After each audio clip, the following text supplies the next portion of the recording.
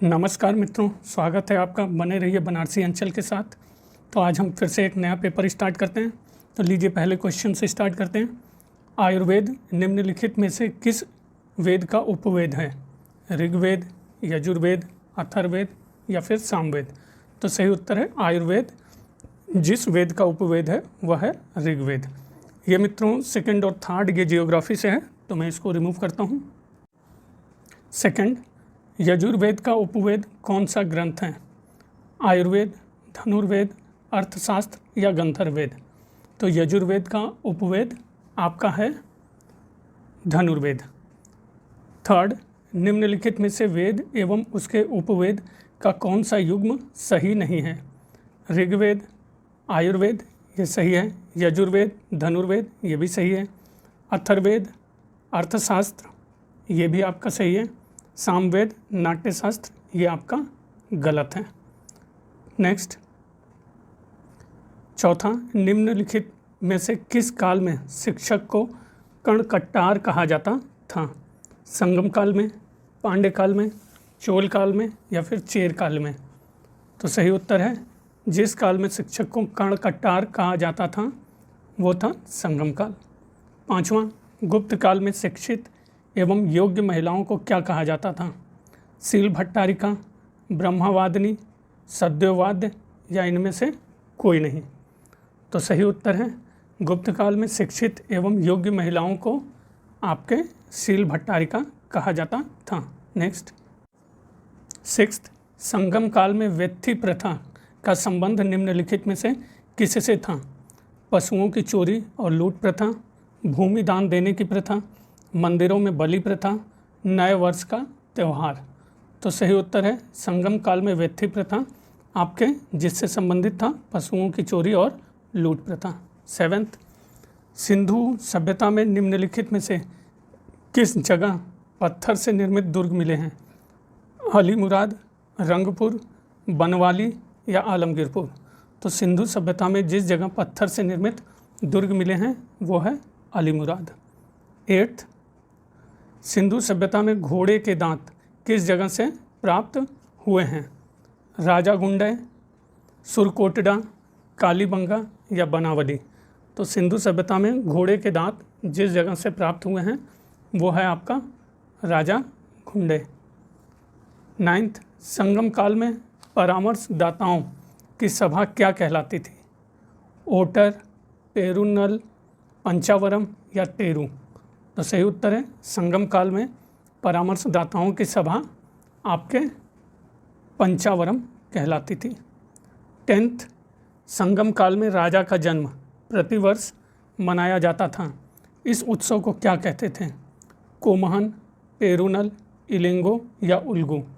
तो सही उत्तर है संगम काल में राजा का जन्म प्रतिवर्ष मनाया जाता था। इस उत्सव को पेरुनल कहते थे। 11th, मानसर पुस्तक का संबंध निम्नलिखित में से किससे है? संगीत, वास्तुकला, वास्तुशास्त्र या नृत्य? तो मानसर पुस्तक का आपके संबंध है वास्तुकला से। 12th, सिंधु घाटी सभ्यता की मोहरों पर किस पशु का चित्र नहीं पाया गया है? घोड़ा, हाथी, चीता या फिर गैंडा? तो सिंधु घाटी की सभ्यता की मोहरों पर जिस पशु का चित्र नहीं पाया गया है वह है घोड़ा। नेक्स्ट, 13th, मौर्य काल में खान और खनन कार्य का अधिकारी क्या कहलाता था?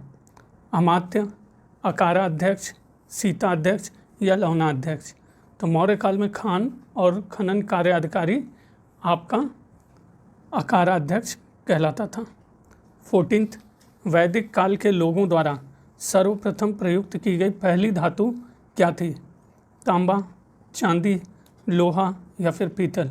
तो वैदिक काल के लोगों द्वारा सर्वप्रथम प्रयुक्त की गई पहली धातु आपकी तांबा थी। 15th, महात्मा बुद्ध के प्रथम उपदेश का संबंध निम्नलिखित में से किस स्थल से है?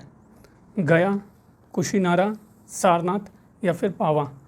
तो सही उत्तर है महात्मा बुद्ध के प्रथम उपदेश का संबंध सारनाथ से है। क्वेश्चन 16, निम्नलिखित में से किस शासक का संबंध 2 अश्वमेध यज्ञ करने से है? समुद्रगुप्त, हर्षवर्धन, पुष्यमित्र शुंग, बृहद्रथ। तो जिस शासक का संबंध 2 अश्वमेध यज्ञ करने से है वह है पुष्यमित्र शुंग। 17th, सिंधु घाटी सभ्यता में किस पशु का संबंध धर्म से है? गाय, कुबड़ वाला सांड, घोड़ा या फिर हाथी। तो सिंधु घाटी सभ्यता में जिस पशु का संबंध धर्म से है वह है कुबड़ वाला सांड। मित्रों, आप भी अपना अनुमान लगाते रहिए और कितने गलत हो रहे हैं इसको नोट करते रहिए। क्वेश्चन 18, चंद्रगुप्त मौर्य ने किससे जैन धर्म की दीक्षा ली थी? भद्रबाहु, स्थूलभद्र, नेमिनाथ या देवर्धि क्षमाश्रवण। तो चंद्रगुप्त मौर्य ने जैन धर्म की दीक्षा आपके भद्रबाहु से ली थी।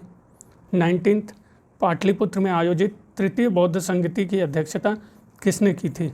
मोगलीपुत्तिस, उपाली, आनंद या फिर कुणाल। तो पाटलिपुत्र में आयोजित तृतीय बौद्ध संगति की अध्यक्षता आपके मोगलीपुत्तिस ने की थी। क्वेश्चन 20, आजीवक संप्रदाय के संस्थापक मखलीपुत्र गोशाल पहले किस धर्म से संबद्ध थे? बौद्ध धर्म, जैन धर्म, भागवत धर्म या फिर शैव धर्म। तो आजीवक संप्रदाय के संस्थापक मखलीपुत्र गोशाल पहले जिस धर्म से संबद्ध थे वो था आपका जैन धर्म। 21, महावीर ने जैन धर्म के सिद्धांत में क्या नया जोड़ा? ब्रह्मचर्य, अहिंसा, अपरिग्रह, अचौर्य। तो महावीर ने जैन धर्म के सिद्धांत में जो नया जोड़ा वह था आपका ब्रह्मचर्य। 22, अशोक ने किस शिलालेख में स्वयं का उल्लेख किया है?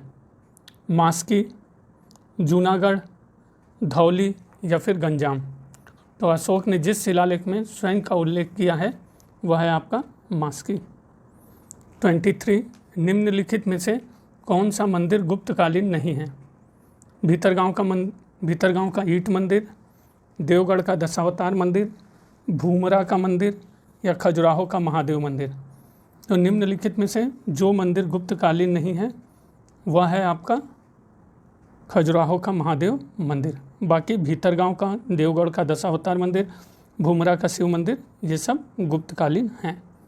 24, निम्नलिखित में से किस ग्रंथ में बौद्ध संघ के नियमों का उल्लेख है?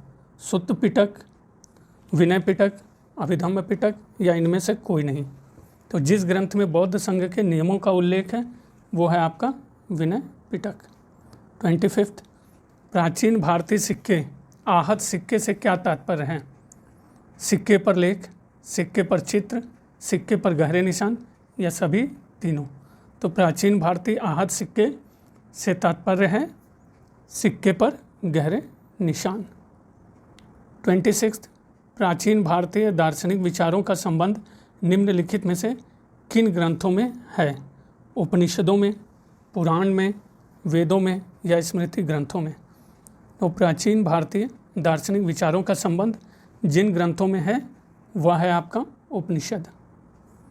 27, कार्बन डेटिंग पद्धति के आधार पर सिंधु सभ्यता का काल है 2300 से 1700 ईसा पूर्व, 1700 से 1000 ईसा पूर्व, 1000 से 500 ईसा पूर्व, 3500 से 500 ईसा पूर्व। तो सही उत्तर है कार्बन डेटिंग पद्धति के आधार पर सिंधु सभ्यता का काल 2300 से 1700 ईसा पूर्व है। नेक्स्ट 28, हड़प्पा सभ्यता कौन सी सभ्यता थी? नगरीय, ग्रामीण, वनवासी या मिश्रित। तो हड़प्पा सभ्यता आपकी नगरीय सभ्यता थी। 29, मोहनजोदड़ो के खुदाई स्थल का संबंध निम्नलिखित में से किस पुरातत्ववेत्ता से है? दयाराम साहनी, राखालदास बनर्जी, SR राव या RC मजूमदार। तो मोहनजोदड़ो के खुदाई स्थल का संबंध जिस पुरातत्ववेत्ता से है वह है आपका राखालदास बनर्जी। 30, निम्नलिखित में से किस स्थल पर कांसे की नर्तकी की मूर्ति मिली है? हड़प्पा, मोहनजोदड़ो, कालीबंगा या फिर लोथल। तो जिस स्थल पर कांसे की नर्तकी की मूर्ति मिली है वह है आपके मोहनजोदड़ो।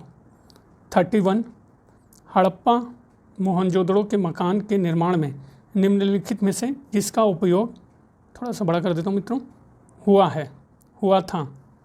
पत्थर, ईंट, लकड़ी, या फिर सभी तीनों?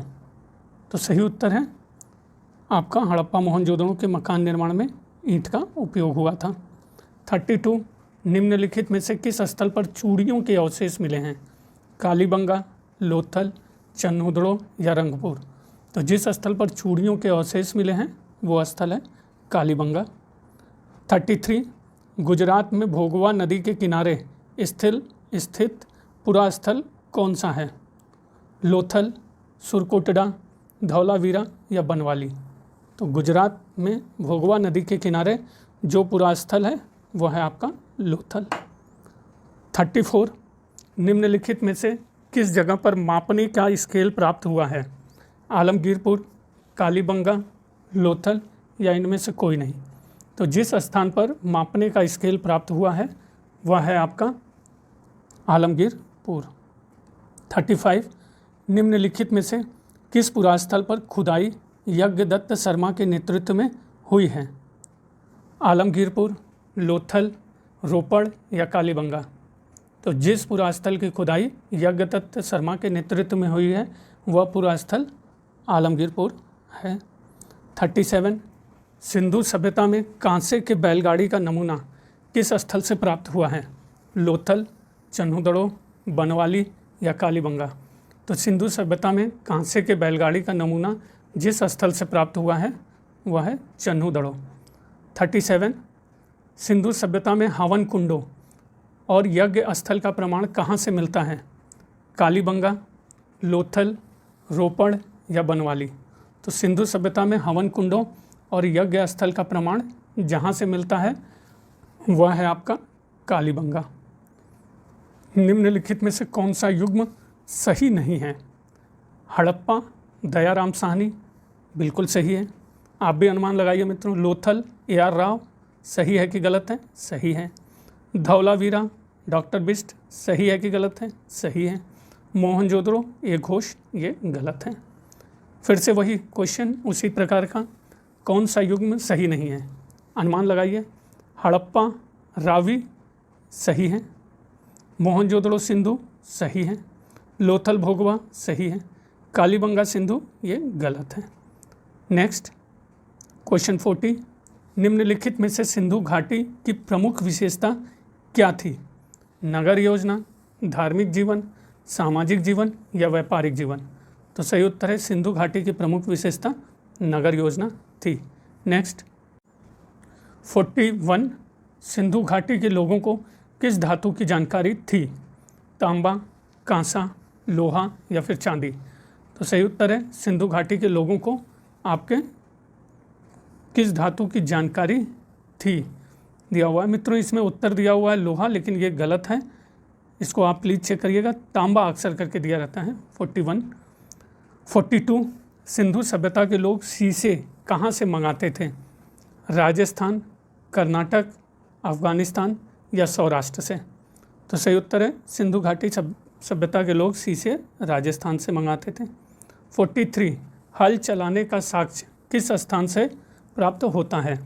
रंगपुर, बनवाली, आलमगीरपुर, कालीबंगा? तो सही उत्तर है आपका हल चलाने का साक्ष्य आपके कालीबंगा से प्राप्त हुआ है। नेक्स्ट क्वेश्चन 44 मुस्लिमों का प्रथम भारतीय आक्रमण किसके नेतृत्व में हुआ? मोहम्मद बिन कासिम, मोहम्मद गौरी, महमूद गजनवी या गयासुद्दीन बिन गौर? तो मुस्लिमों का प्रथम भारतीय आक्रमण जिसके नेतृत्व में हुआ वह था मोहम्मद बिन कासिम। 45 महमूद गजनवी ने वहिंद के युद्ध में किसे पराजित किया? जयपाल, आनंदपाल, मूलराज या इनमें से कोई नहीं? तो महमूद गजनवी ने वहिंद के युद्ध में जिसे पराजित किया वह है आपका आनंदपाल। 46 मोहम्मद गौरी को सर्वप्रथम पराजित करने वाला भारतीय शासक कौन था? मूलराज द्वितीय, पृथ्वीराज चौहान, जयचंद या आनंदपाल? तो मोहम्मद गौरी को सर्वप्रथम पराजित करने वाला भारतीय शासक आपका मूलराज द्वितीय था।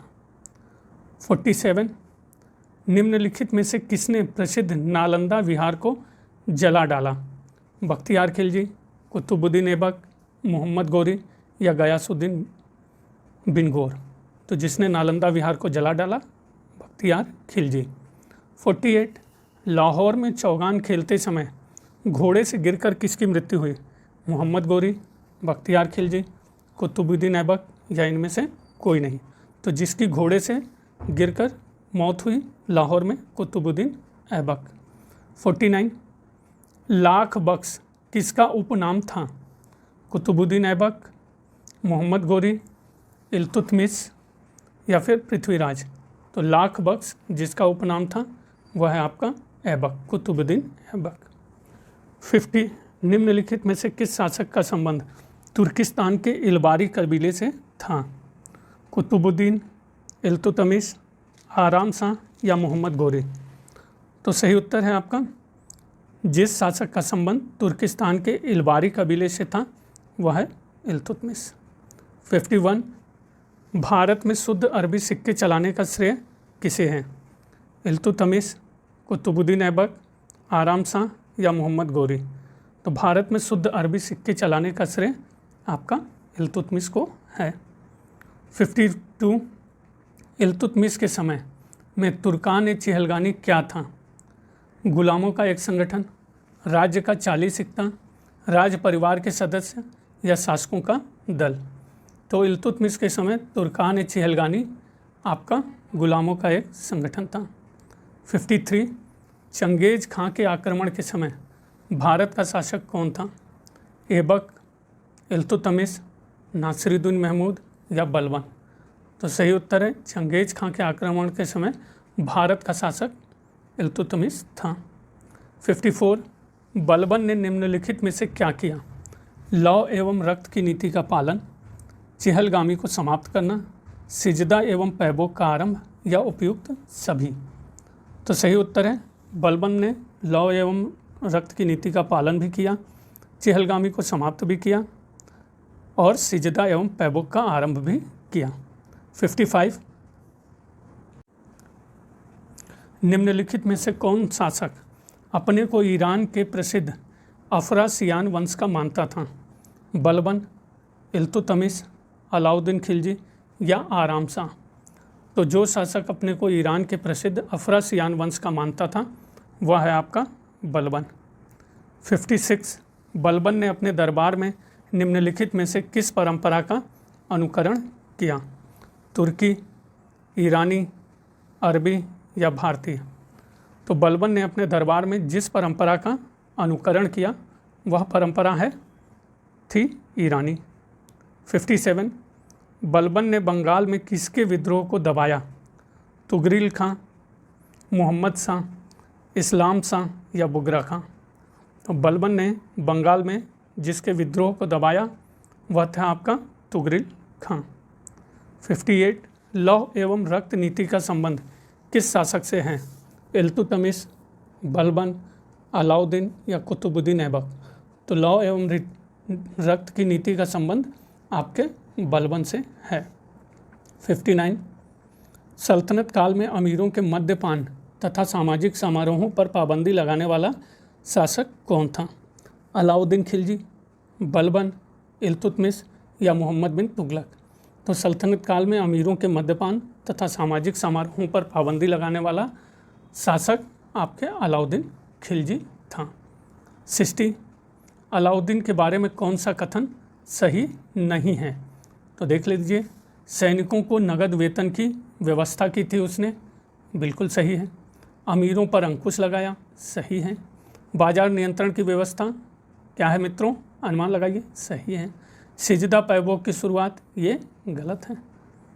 सहना ये मंडी क्या थी?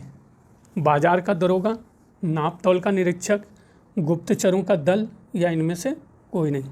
तो सहना ये मंडी आपके बाजार का दरोगा था।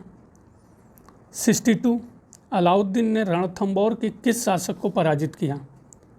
रतन सिंह, शीतल देव, हमीर देव या बघेल राय कांड। तो सही उत्तर है आपका अलाउद्दीन ने रणथंबोर के जिस शासक को पराजित किया वो हमीर देव थे। 63 अलाउद्दीन ने किसके नेतृत्व में अपने दक्षिण अभियान को चलाया? मलिक काफूर, नुसरत खां, उलूग खां या जफ़र खां। तो अलाउद्दीन ने जिसके नेतृत्व में अपने दक्षिण अभियान को चलाया वो था आपका मलिक काफूर। काफर लिखा है मित्रों, यहाँ काफूर होगा। तो ये अंतिम प्रश्न भी समाप्त होता है इस सीरीज़ का मित्रों। और फिर से आपसे निवेदन है मित्रों, और बहुत बहुत गुजारिश भी है कि प्लीज़ सब्सक्राइब करिए, हौसला बढ़ाइए मित्रों। बने रहने के लिए बनारसी अंचल के साथ बहुत बहुत धन्यवाद।